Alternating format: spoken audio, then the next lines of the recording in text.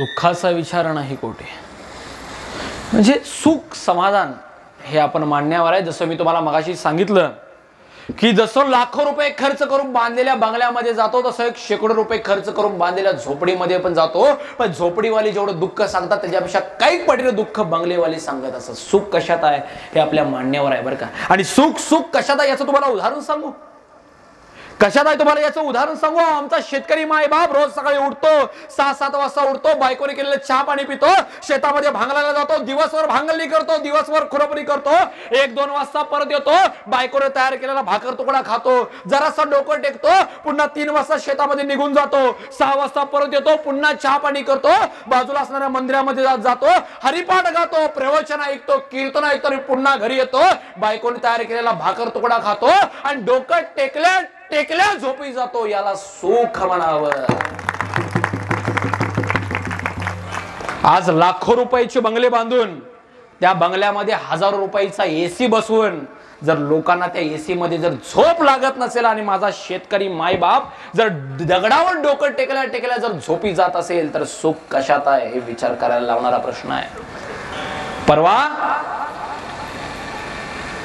एका ठिकाणी जेवायला बसलो होतो आणि जेवायला बसल्यावर सगळ्या पंक्ती वाढल्या होत्या आणि पंक्ती वाढल्या होत्या.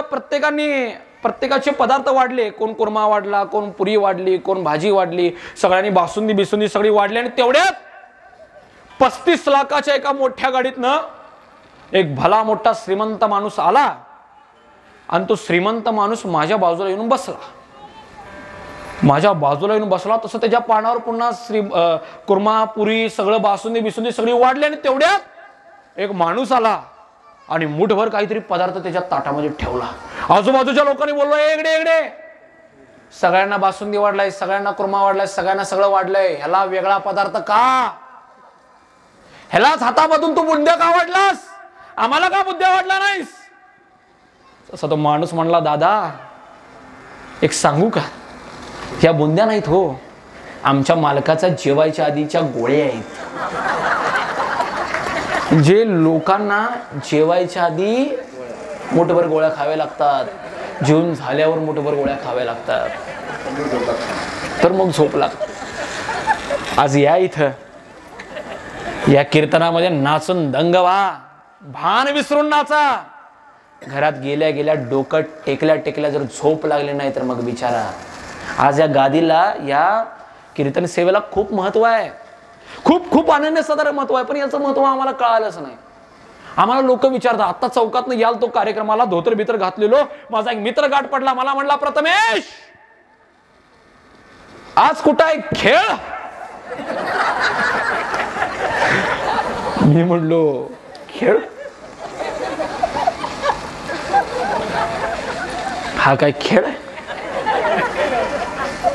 याचं कारण आम्हाला याचं महत्वच राहिलं नाही. संस्कृती, परंपरा, अध्यात्म काय आहे, प्रवचन काय, कीर्तन काय आम्हाला कळालंच नाही. म्हणून हे सगळं घडतंय. म्हणून सुख कशात आहे, समाधान कशात आहे शोधून घ्या. सुख समाधानाने जर आनंद मिळवायचा असेल तर देवाचे पाय आणि कीर्तनाशिवाय दुसरा पर्याय नाही. कीर्तनामध्ये येऊन रोज बसा.